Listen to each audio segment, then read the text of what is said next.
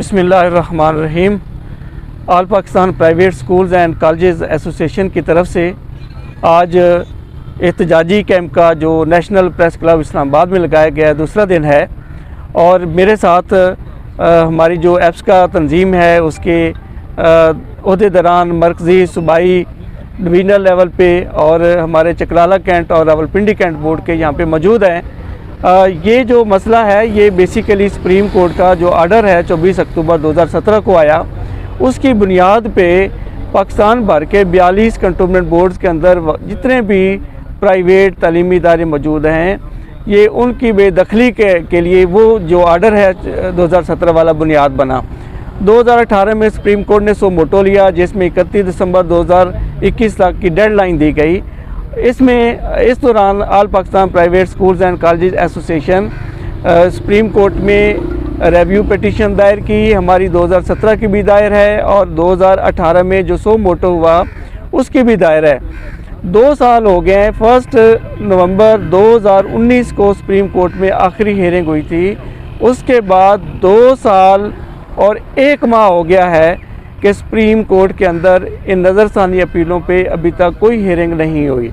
2 दफ़ा जो है वो डेट्स फिक्स हुई, और हमारी ये प्राइवेट सेक्टर की तालीमी सेक्टर की बदकिस्मती के मुअज़्ज़ज़ जज के मौजूद ना होने की वजह से ये बेंच टूट गया। अब जो अगली हियरिंग है ये 5 जनवरी 2022 को है। इस वक्त पूरी कौम और पाकिस्तान भर के जितने भी कंटोनमेंट बोर्ड्स हैं उनके रहायशी इलाकों में मौजूद आवाम, बच्चे, उनके वालिदैन, 4 लाख से ज़ायद उस्ताज़ा कराम और 8000 से ज़्यादा प्राइवेट तालीमी इदारे, उनके मालकान इस वक्त इंतहाई परेशान हैं, क्योंकि आज डेडलाइन का आखिरी दिन है और कल का नहीं पता कि कंटोनमेंट बोर्ड्स इस हुक्म पे अमल दरामद के लिए क्या करते हैं।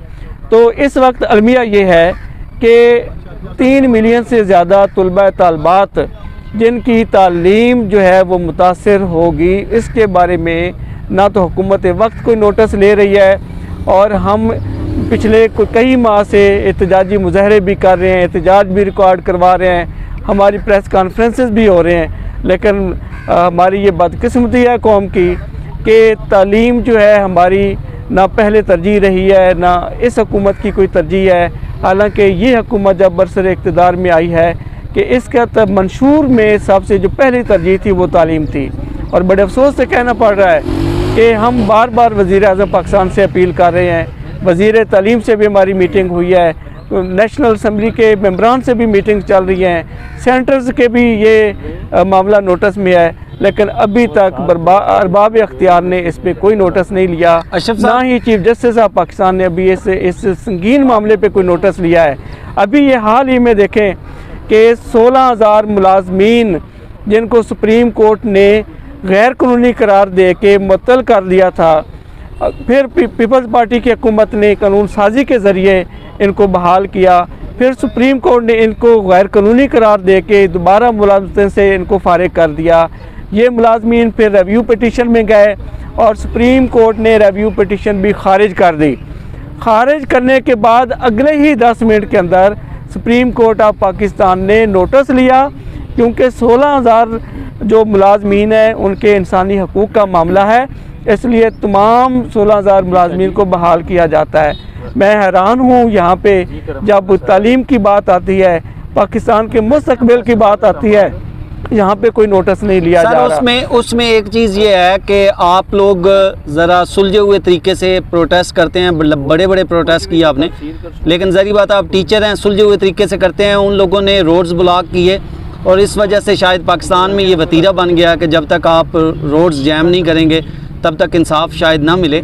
मुझे ये बताइएगा कि जो शफ़क़त महमूद साहब हैं वज़ीर तालीम, वो उनके ट्विटर वॉल जब हम देखते हैं या उनके इंटरव्यूज़ देखते हैं तो इतना बड़ा मसला जो आप बता रहे हैं हमें तो उनके ट्वीट में नज़र नहीं आता। आपने उनको अप्रोच नहीं किया? क्या उन्हें ये चीज़ नज़र नहीं आ रही कि मिलियंस स्टूडेंट्स जो हैं वो स्कूल से बाहर होंगे? उनको अप्रोच किया गया है, ना सिर्फ उनको अप्रोच किया गया है, इसके अलावा जितनी भी ये पार्टीज़ हैं, ये कैंट बोर्ड के CEOs हैं, ये आला सतह तक, इवन वज़ीर दिफा से भी मुलाकात हुई है। जब ये बात सुनते हैं कि ये सुप्रीम कोर्ट का आर्डर है तो उसके बाद खामोश हो जाते हैं कि जी ये कोर्ट का आर्डर है, इस पर हम कुछ नहीं कह सकते। लेकिन मैं जो अलमिया बार बार बता रहा हूँ, जो आपका भी सवाल है कि हमारे मुल्क के अंदर जब तक रोड बंद ना हो, रास्ते बंद ना हो, आवाम को तकलीफ़ में ना डाला जाए, तो उस वक्त तक जो है ये कोई भी हुकूमत एक्शन नहीं लेती। तो मैं इस बात को वाज़ेह करता जाऊँ कि हम क्योंकि पुरअमन लोग हैं, हम उसाज़ा हैं, हमने बच्चों को तरबियत देनी है, तो हम ये जो रास्ते बंद करने वाला जो सबक है, ये तोड़ फोड़ वाला जो है, ये जो अमन जो है ख़राब करने वाला जो काम है, ये हम नहीं कर सकते। लेकिन कल से अगर ये एक्शन होगा, तलीमी इदारे सील होंगे, ये तलबा तालबात जब घरों में बैठेंगे, तो ये जो वालदैन हैं बच्चों के, जो 30 लाख से ज़्यादा तलबा के वालदैन हैं, आप सोच नहीं सकते कितनी बड़ी आबादी है जो मुतासिर होगी। जब ये सड़कों पे आएंगे, ये बाहर आएंगे, ये जिन नुमाइंदों को इन्होंने वोट दिए हैं, जब ये इनका बाइकआउट करेंगे, इनके ख़िलाफ़ कल को वोट पोल करेंगे, तो ये उस वक्त जो है ये जो मामलात हैं ये तलीमी इदारों के अख्तियार से बाहर निकल जाएंगे।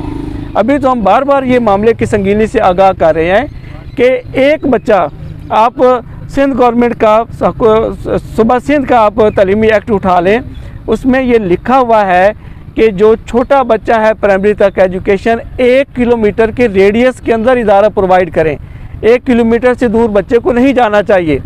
पंजाब का भी जो कंपलसरी एक्ट है उसमें भी ये मेंशन है।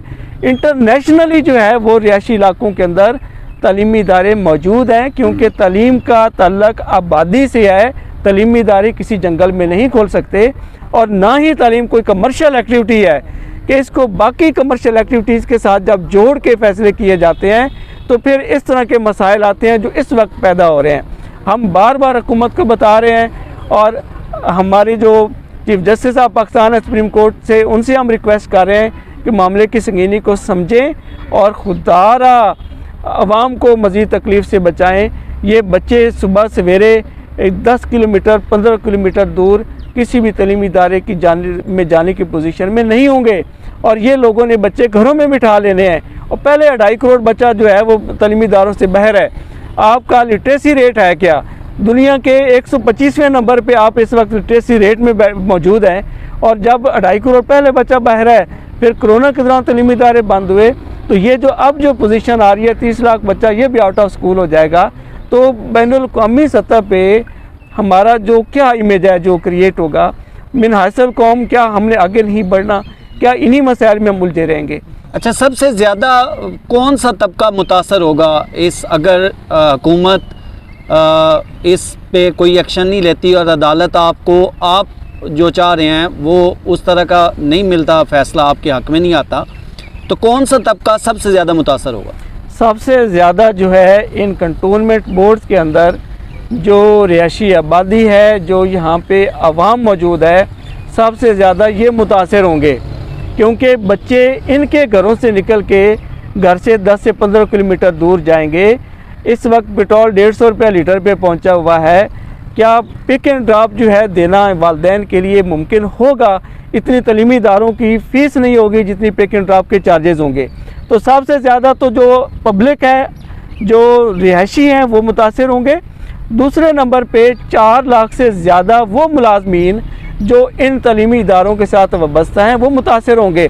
तीसरे नंबर पे जो तलीमी इदारों के मालकान हैं, जो इन इदारों को चला रहे हैं, जो हुकूमत के मुआविन हैं, जो आपका आईन पाकिस्तान है 25A के तहत जो तालीमी हक़ हासिल है, ये उस तालीमी हक़ को पूरा करने में हुकूमत की मदद कर रहे हैं, क्योंकि हुकूमत के पास इतने वसाइल नहीं हैं। इस वक्त तो मोर देन 50% प्राइवेट इदारे हैं जिन्होंने तालीम का ये बोझ उठाया हुआ है। तो तीसरे नंबर पे ये जो मालकान हैं तालीमी इदारों के, वो मुतासर होंगे। और चौथे नंबर पे मैं आपको बता दूं कि हुकूमत के पास वसाइल नहीं हैं, कंटोनमेंट बोर्ड के पास वसाइल नहीं है, ना इनके पास तालीमी इदारे हैं।